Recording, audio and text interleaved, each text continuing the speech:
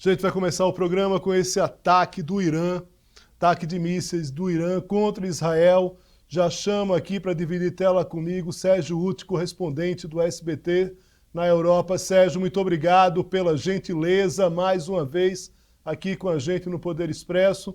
Muito boa tarde, o que é que você nos conta?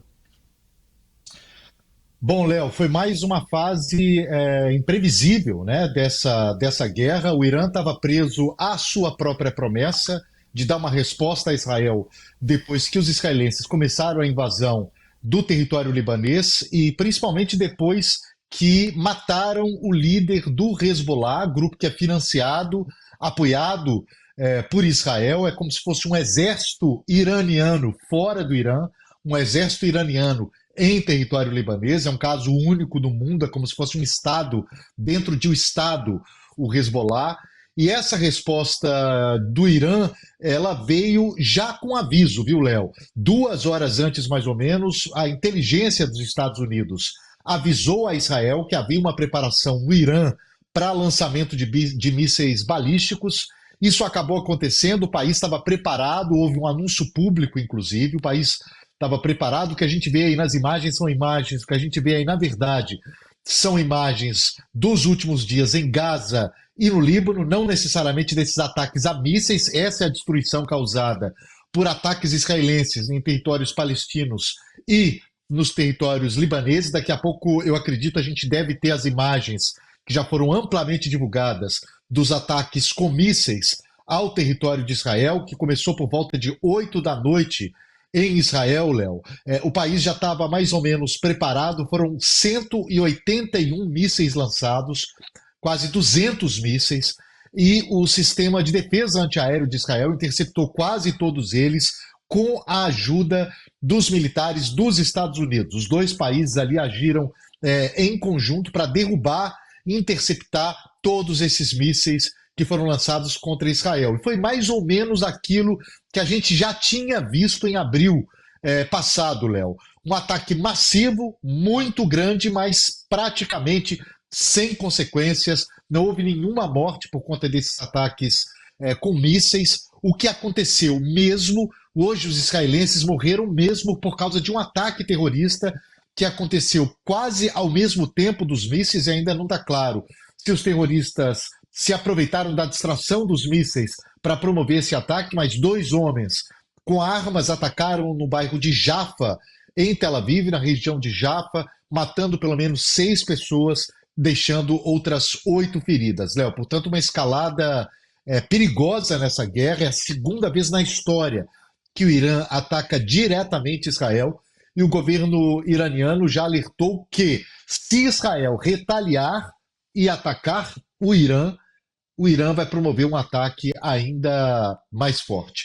E mais antes de eu te passar a bola, Léo, um bastidor interessante e muito significativo, eu acho, desse ataque de hoje, é que no momento em que os ataques aconteciam, quem está hoje em Teherã é o primeiro-ministro russo, que foi nomeado por Vladimir Putin faz pouco tempo, se encontrando com o presidente iraniano, que também assumiu o cargo faz pouco tempo. Então, o premier russo estava ali. É bom lembrar que são os ucranianos, os iranianos, perdão, que fornecem para os russos aqueles mísseis, aqueles drones, perdão, suicidas, os Shaheds, que são usados para atacar alvos ucranianos. Portanto, a gente vê aí como essas crises, de uma maneira ou de outra, se conectam, né, Léo?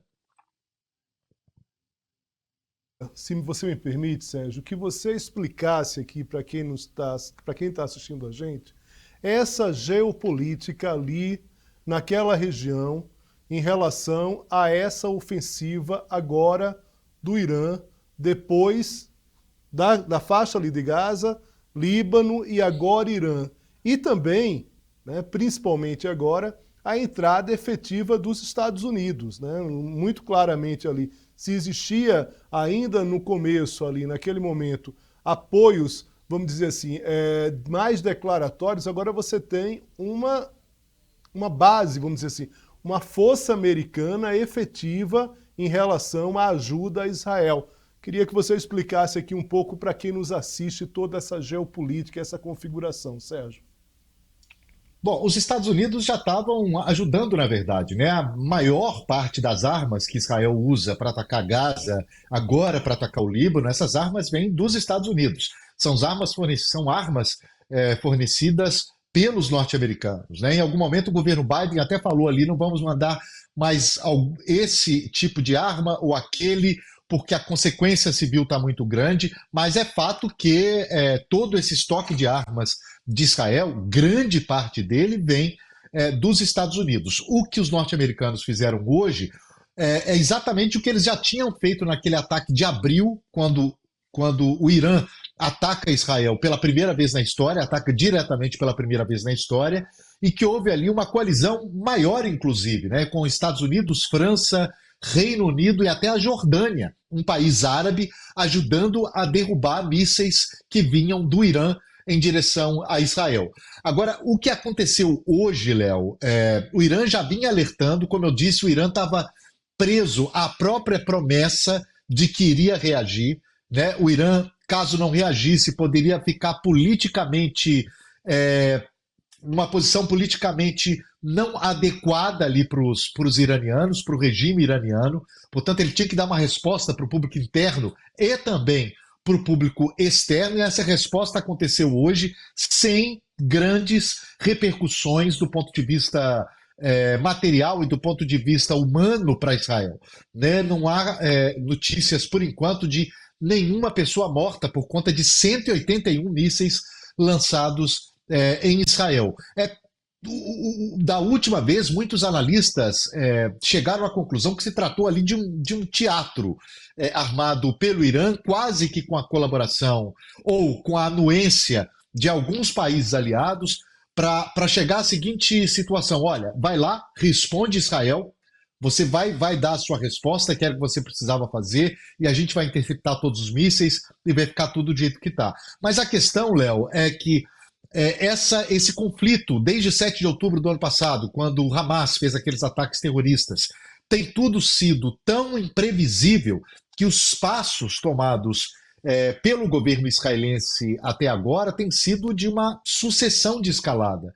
Né? Então, quando o Israel entra no Líbano, quando mata o líder do Hezbollah, que foi um alvo importantíssimo para Israel, algo comemorado inclusive pelos Estados Unidos. Mas, obviamente, haveria uma resposta não apenas por parte do Hezbollah, que nesse momento está enfraquecido, mas principalmente por causa do Irã. O Irã é o grande perdedor nessa investida de Israel contra o Líbano, porque o Hezbollah é Irã, é muito mais Irã do que o próprio Líbano.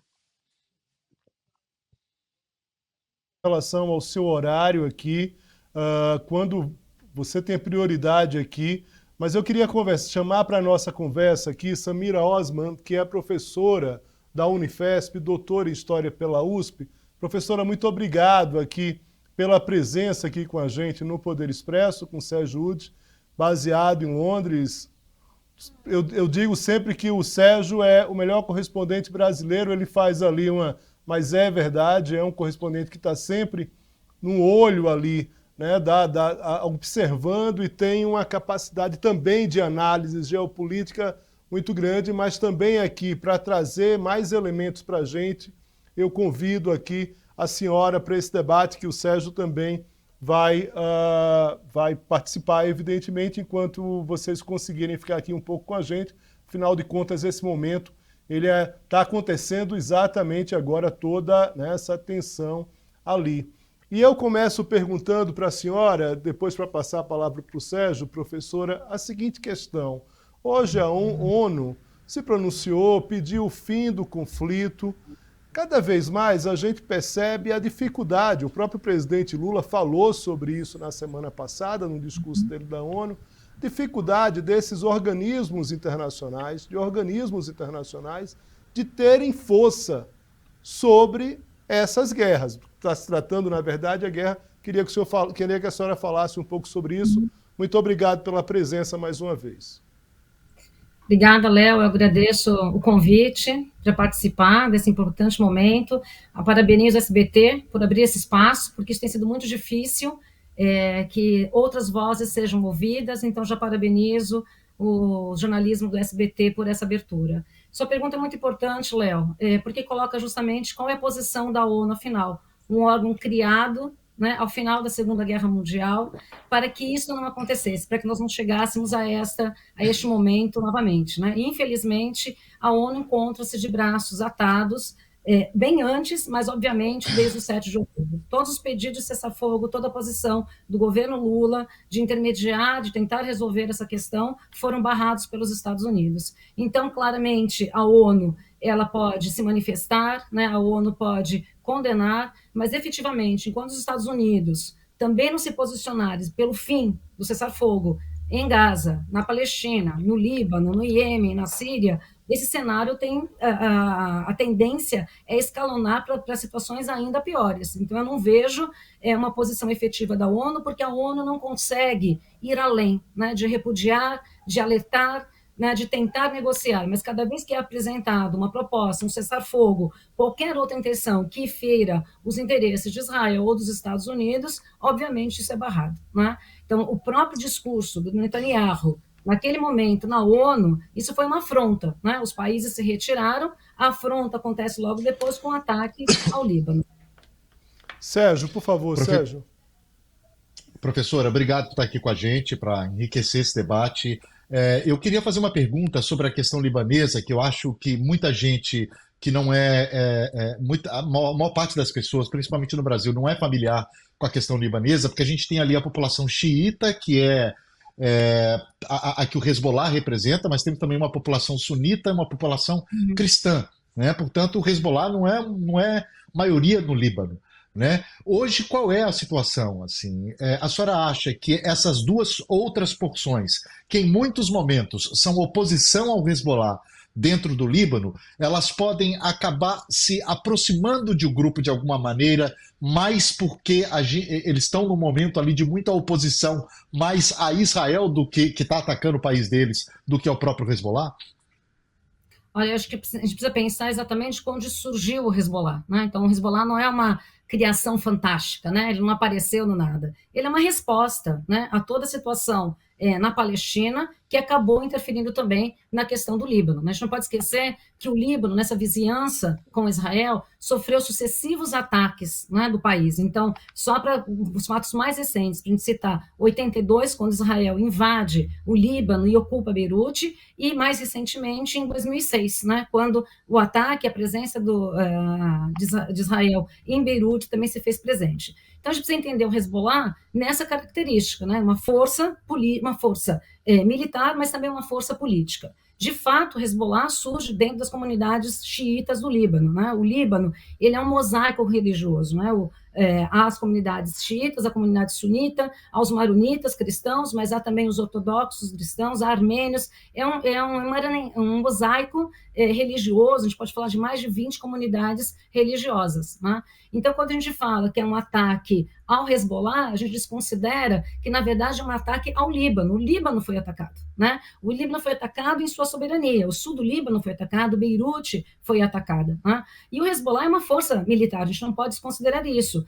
Em 2006, né, com a invasão de Israel ao Líbano, a força política e a força militar foi o Hezbollah quem conseguiu reverter a situação. Então, hoje, esse ataque à população civil, porque os ataques dos pagers feito na semana passada não foi um ataque a alvos militares, não foi um ataque ao Hezbollah, porque quem viu as imagens viu, os pagers explodiram em praças, em mercados, em lugares públicos, atingiu a população civil, né? Então, obviamente, que neste momento as pessoas são libanesas, né? Quem mora no Líbano... Estrategicamente, inclusive, Israel não assumiu a autoria desse atentado ainda, né? Bom, mas não vai assumir, né? Lógico que não vai assumir, né? Porque é tão vergonhoso, é tão desumano, né? E significa que esse planejamento foi tão anterior, porque para ter pagers que explodissem nesse momento, tem que ter alguém que fabricasse. E a fabricação não foi do dia para a noite, né? Então, há toda uma estratégia que vem sendo construída por Israel há muito tempo. Agora, como libaneses, né, a população do Líbano, eu digo, e a população da diáspora, da qual eu também sou parte, neste momento se sente libanês, não se sente nem xiita, nem sunita, nem Hezbollah. Nós nos sentimos atacados como libaneses. como um país soberano que foi atacado em sua soberania, quando a população civil foi alvo de uma forma desumana, né? Nós estamos falando já em milhares de mortes, de desabrigados, de deslocados, né? Então não dá para considerar que isso é um ataque ao Hezbollah, é um ataque para caçar e matar o Nasrallah, né? Na verdade, é um ataque ao Líbano. A gente tem que dizer isso sempre. É um ataque ao Líbano e à população civil do Líbano, independentemente da sua orientação religiosa, e é um ataque aos libaneses da diáspora. Então, para você, em relação à própria repercussão das autoridades na Europa, a partir do que vem sendo essa escalada, e principalmente aí diante desse ataque agora do Irã em relação a esse lançamento de mísseis, como é que está repercutindo isso aí entre os chefes aí europeus? Bom, foi uma pergunta para mim ou para a professora? Não, para você, Sérgio, para você. Para mim. Tá certo. A repercussão de forma geral nos jornais, evidentemente. A repercussão aqui. Bom, o primeiro-ministro Keir Starmer fez uma declaração há pouco aqui em Downing Street, dizendo que condena veementemente os ataques do Irã a Israel. Esse vem sendo o tom mais ou menos adotado por todos os governos. O governo brasileiro, eu estou monitorando aqui, até agora não divulgou ainda uma posição, mas certamente o Brasil vai condenar os ataques. O Brasil tem feito isso, tem condenado os ataques de ambos os lados. E como não podia deixar de ser, né, Léo? Assim, as pessoas condenam quando... governos democráticos condenam quando há. O que a gente nota, a gente começa a notar as diferenças, principalmente nos posicionamentos do que tem acontecido agora no Líbano e do que aconteceu em Gaza. O governo brasileiro subiu o tom, bastante o tom, em relação aos civis mortos em Gaza. Alguns governos europeus, aqui mudou-se um pouco depois que mudou o governo britânico, pouca coisa eu diria, em relação aos governos conservadores, dos conservadores para os trabalhistas. Alguns países têm uma postura muito claramente mais pró-Israel, outros, eu diria a Áustria, por exemplo, é um país, a Alemanha também é um país muito preocupado com isso, apesar de ter um governo social-democrata, mas há países como a França que tem feito uma instância um pouco mais forte, inclusive tentando costurar nos dias anteriores um acordo de cessar-fogo, que agora parece impossível, junto com os Estados Unidos, entre o Hezbollah e Israel. Israel chegou até a dizer que havia uma possibilidade, em declarações contraditórias ali do premier Benjamin Netanyahu, quando ele estava em Nova York para a Assembleia Geral da ONU, mas no dia seguinte houve a morte, o assassinato do líder do Hezbollah. Então, palavras são uma coisa, atos são outros, né? Israel estava apostando aí exatamente na escalada. Mas nos próximos dias a gente vai ver, Léo, a gente vai sentir, hoje eu acredito que vai ter essa onda de condenação, o que é absolutamente normal, mas nos próximos dias a gente vai sentir qual é a tendência desse conflito. De fato, o que aconteceu hoje é muitíssimo grave. É o segundo ataque direto da história, né, do Irã a Israel. A partir do que a gente tem posto em relação a essa guerra neste momento, qual é a expectativa da senhora? Claro que a gente não está falando de um exercício de futurologia, mas dentro do que há no atual cenário, de vários aspectos aí, como é que a senhora avalia os próximos passos desse conflito? Bom, eu acho que a intenção de Israel era empurrar o Irã para o conflito. Acho que isso é muito claro. A intenção de uma guerra regional, de uma guerra total, ela está evidente, né? Desde os primeiros passos de Israel, a sua recusa ao cessar-fogo, a escalada de violência, aos ataques, né, no Irã, né? Nós vamos esquecer do assassinato, né, do líder do Hamas em plena Teherã, né? Então, há uma intenção, né, evidente, né, que Israel pretende empurrar o Irã para esse conflito de uma forma que não sejam apenas esses mísseis, né, que foi inclusive alertado, como bem pontuou, né? Então é evidente que nós estamos vendo um cenário muito difícil, né, um cenário que não é favorável. Ninguém torce por uma escalada mundial, porque nós não podemos imaginar as consequências desse evento, né, de uma guerra mundial ou de uma guerra regional e total nessa região. Nós esperamos que não, porque, no final das contas, o que nós esperamos é que isso cesse de alguma forma, né, que haja, de fato, uma conciliação, uma paz possível, mas o que Israel mostra, e é evidente, que não há nenhuma tentativa ou nenhuma simpatia pelo cessar-fogo e muito menos pela criação dos dois estados, né? Então, o Estado da Palestina vai surgir em decorrência de todo esse complexo movimento que nós temos assistido desde 7 de outubro. Ô, Léo, só para complementar o que disse a professora, quando ela fala do interesse de Israel em continuar ou não esse conflito, há alguns dias houve uma manifestação dos familiares dos sequestrados, né, dos sequestrados pelo Hamas em Tel Aviv. São mais de 60 pessoas ainda comprovadamente vivas, ou supostamente vivas, nas mãos do Hamas, ainda em cativeiros na faixa de Gaza, e essas pessoas diziam que a continuidade dessa guerra interessava muito mais ao futuro político de Benjamin Netanyahu do que propriamente a uma estratégia de resgate daquelas pessoas que ainda estão sob poder do Hamas, né? Então há uma parcela considerável da sociedade israelense, eu digo, que acha que a continuidade dessa guerra é de interesse para a sobrevivência política do premier Benjamin Netanyahu e do seu círculo. Não sei se a professora concorda com essa leitura. Concordo plenamente, Sérgio. Eu concordo plenamente. A questão dos reféns já se tornou secundária há muito tempo, né? É a mesma coisa, a gente pode fazer uma analogia tosca, mas imaginar que alguém é feito refém e a polícia tem que agir. E aí você mata todo mundo que está, né, no cativeiro e com a desculpa que você está salvando, que você está matando o sequestrador. É mais ou menos isso que Israel tem feito. Não tem, essa ação toda não se justifica mais que é para libertar os reféns. Não se fala mais nem nos reféns, né? Então, eu acho que essa crise dos reféns caiu no colo nas intenções do que quer o primeiro-ministro de Israel, né? Que é criar o que ele mesmo disse, né? O novo Oriente Médio. E no novo Oriente Médio dele, ele quer englobar, né, todos esses países, né, territorialmente falando, o Líbano, partes da Síria, toda a Palestina ocupada, e neutralizar qualquer oposição a ele. E essa oposição hoje é o Irã. Sérgio, a partir professora... Por favor, continue, Sérgio. Pode questionar. Eu só quero colocar um questionamento que eu acho que é válido nesse momento, que é o seguinte: como não é também muito difícil, professor, a gente está lidando aí com uma força que é o Hezbollah, cuja história aí a senhora já discorreu a respeito, mas está lidando com uma força que me parece um Estado dentro de um Estado, né? Uma força que é mais iraniana do que propriamente libanesa, né? Porque é o Irã que arma, é o Irã que financia, é o Irã que dá as diretrizes, né? Que futuro tem este Oriente Médio quando há de se negociar com uma força que é única no mundo como o Hezbollah?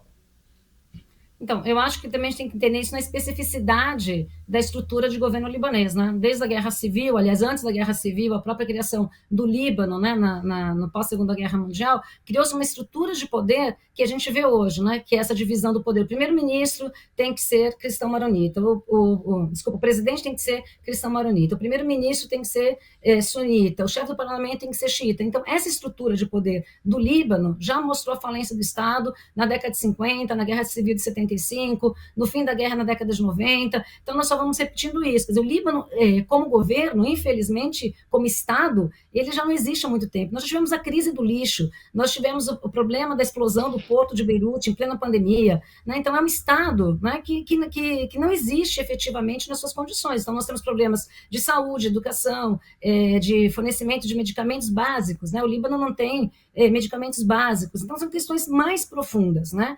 Então, quando a gente pensa nessa questão e pensa o Hezbollah apenas na sua origem, a gente esquece que ele é uma força política, porque ele compõe o parlamento libanês, né? Então, a gente não pode considerar o papel que o Hezbollah e que a comunidade xiita... Claro, eu me refiro à parte armada. Exato, eu me refiro à parte armada, porque a parte política, inclusive, muitos países que consideram o Hezbollah uma organização terrorista na sua parte armada, no seu grupo armado, tiram a parte política dessa consideração, né?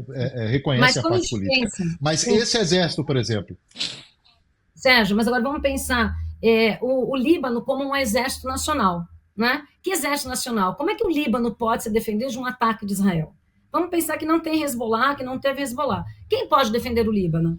né? Esse ataque, que é um ataque extremamente violento, de um atentado à soberania de um país que não existe, né? Só existe no Líbano, só aconteceu no Líbano. Em 82, eu vou repetir, em 2006 e agora, em 2024. Israel invade o Líbano como se fosse o quintal da casa dele, como se não fosse um país soberano.